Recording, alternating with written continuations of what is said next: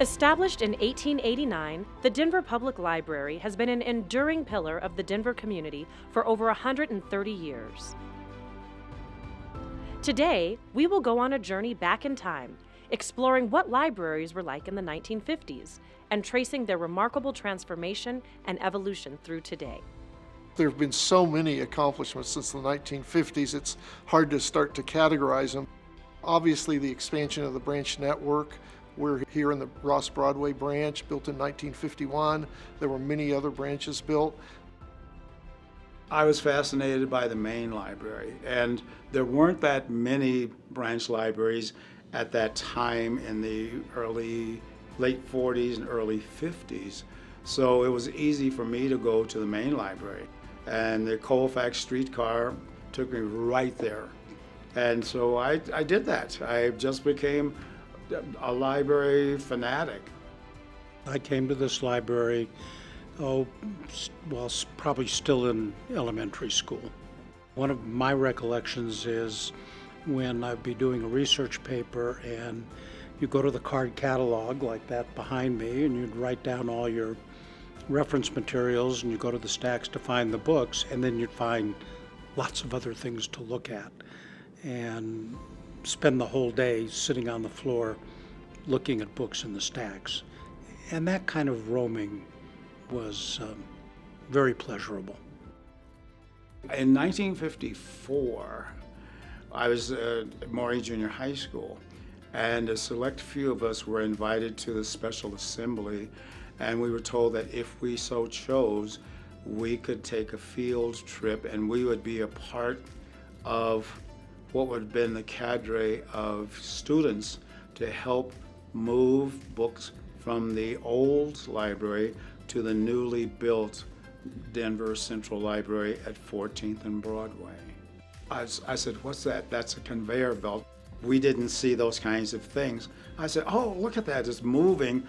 It was just a lot of fun.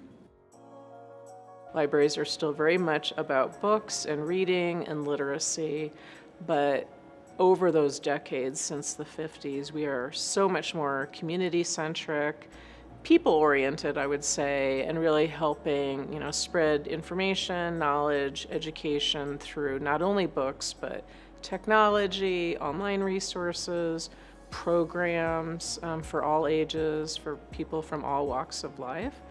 One of the things that kind of drew me to the library was the fact that it is like come one, come all. When I first came to the U.S., libraries were a place that I went to because I didn't need to interact with a lot of people. I didn't need to prove anything.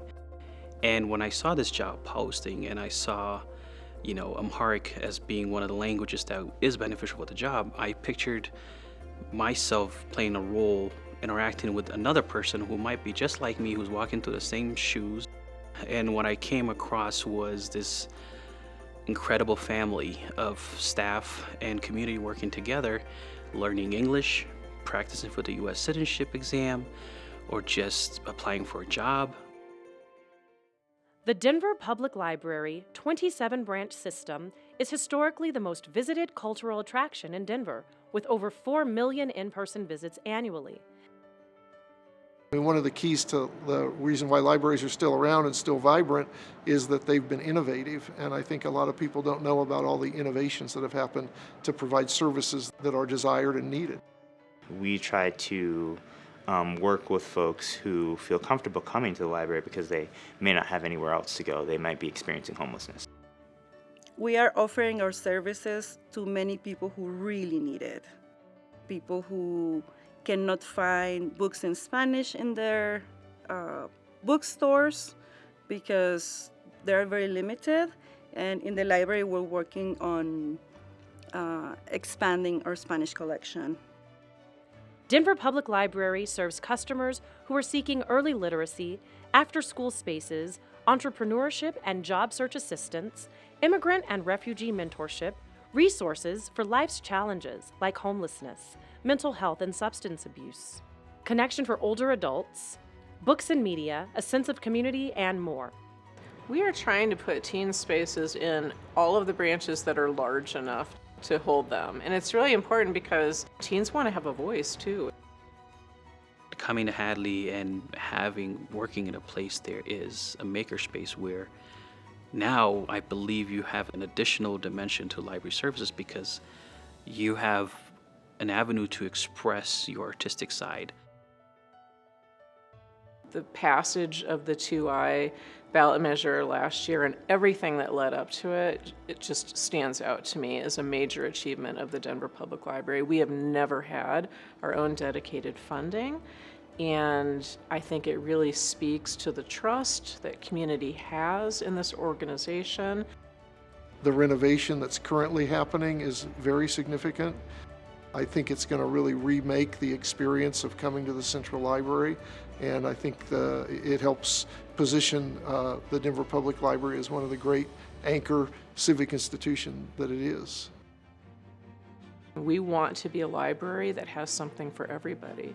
I might not believe the same things that you do, but we should both be able to find something here at the Denver Public Library, and we stand strong behind that. Libraries, in my mind, they build social capital. And if you come to the library, you walk away with something you've gained that can help you, go through life. And you've gotten that for free.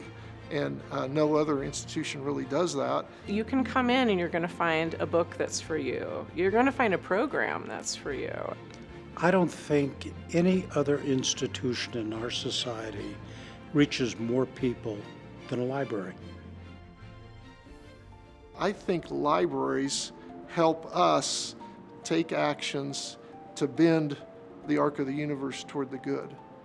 And it is important for all you people here to reach deeply into your pockets and try and give as much as you're comfortable giving to support our library.